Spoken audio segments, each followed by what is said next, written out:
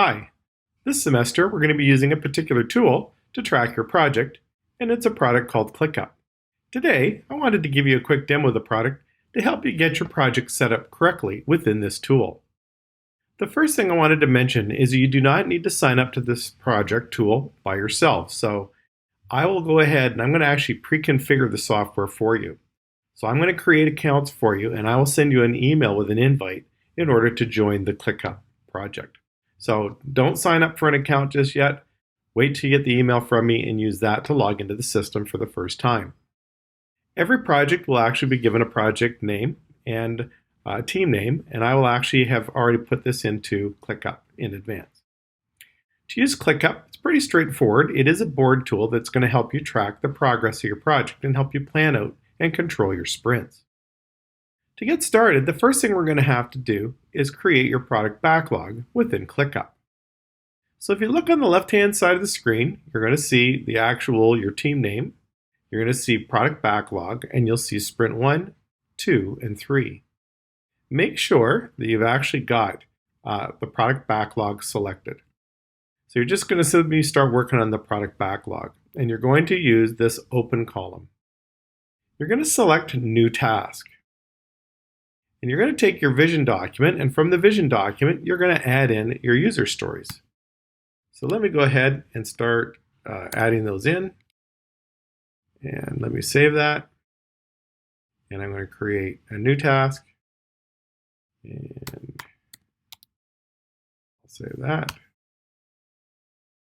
And let me create another.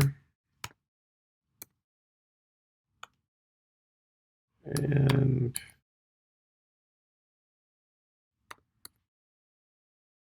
okay, so I've got my user stories set up. That's terrific. Now, one of the things I wanted to mention when I set up my user stories, I'm going to just click and open one of them. I've got, as a member, I want to be able to search profiles to try and find a potential match. So that's a really good user story, and it's easy to understand what functionality is going to be contained within that part of the product or within that feature. So I've got all these features set up as my product backlog. Well, the first thing I'm going to want to do is select which items are going to be in sprint 1. So I'm going to do this initially. I'm going to set up my entire product backlog. And then what I'm going to do is figure out what I'm going to be doing during sprint 1. So I think what I'm going to do is I'm going to do that one, and I'm going to use the second one, and I just simply drag it over sprint number 1. And if you'll notice, my product backlog now is down to 3 user stories, and I have 2 in my sprint 1. I'm going to select it. And now these are the 2 user stories that we're going to work on during this sprint. Terrific. If you'll notice, in addition to open, there's a number of other columns: planned, development, testing, and closed. So what's going to happen is that as you're working on your product, you're going to update the status as you work through them.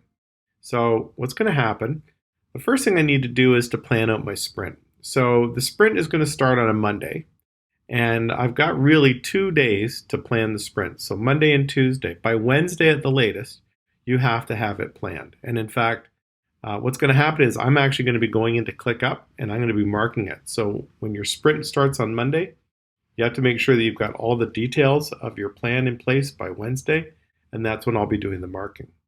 But when I say all of the details for the plan, what do I mean by that? Well, if I open up one of these tasks, then what I want to be able to do is create a list of subtasks. So as a member, I want to be able to search profiles to try and find a potential match. So if this was a dating application and this was one of my user stories, what would I need to do? Well, first thing I'm going to do is I'm going to create a task that's going to be to gather requirements. So what do you want to search on in terms of the profiles? Is it height, weight, gender?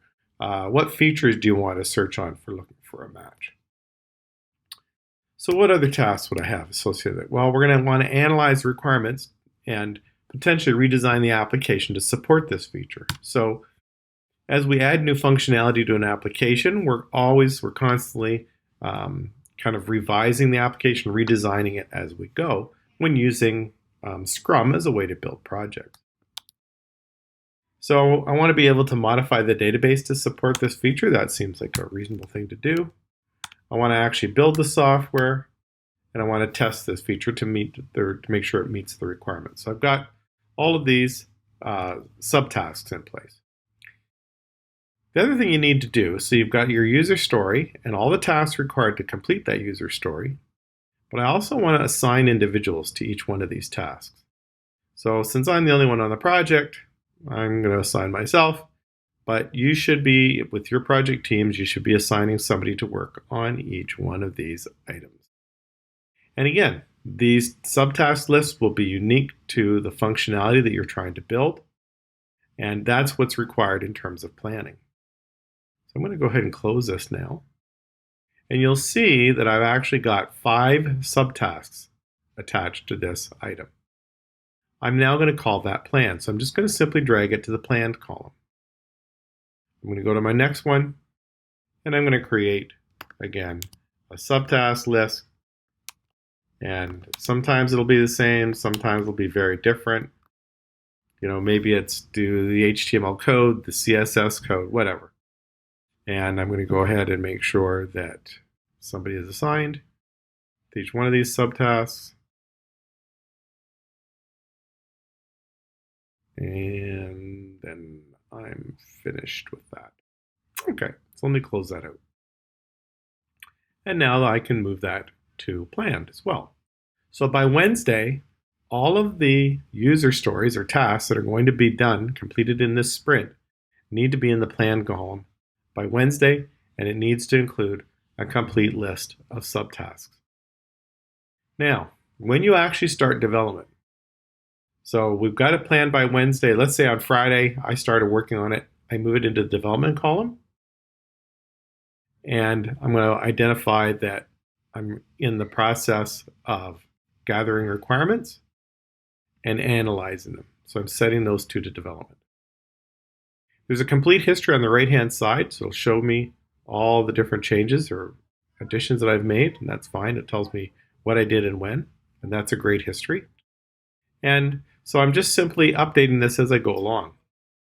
Each day that I work on this project, I need to record what I completed that particular day. And in fact, it shows that there are 3 unstarted subtasks and 2 that are in development.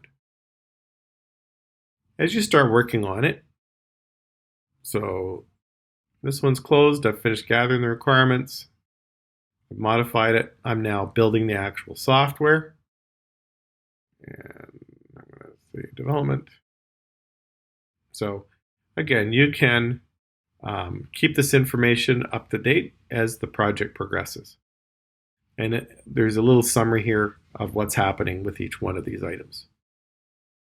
Eventually what's going to happen is that I've built the software, and I think that that's completed, and now I'm going into testing.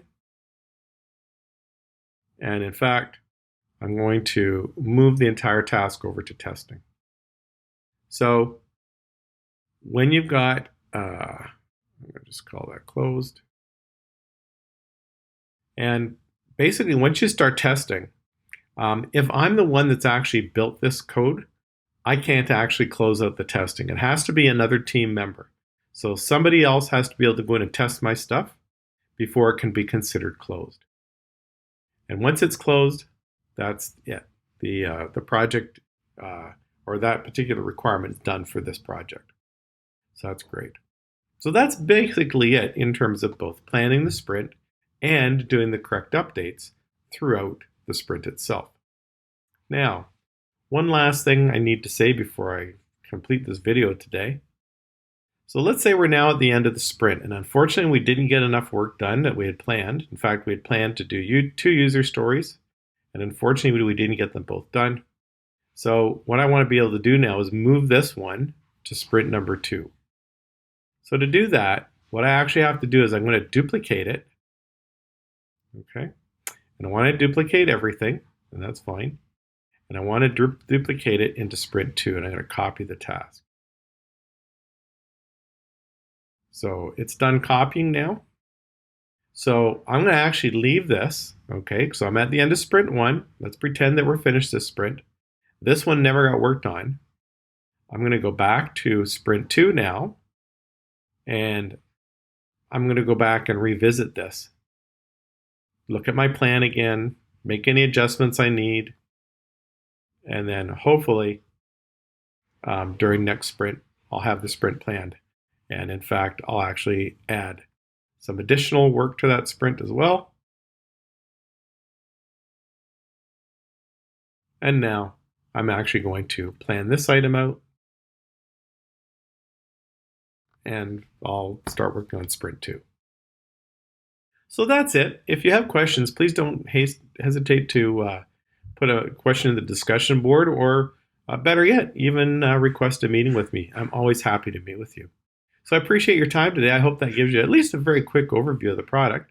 And I'm sure that you'll have an opportune time to use the tool and figure out how it works. And as usual, if you have any questions, don't hesitate to ask. Anyways, thanks for listening today, and I'm looking forward to seeing your detailed sprint plans. Thank you.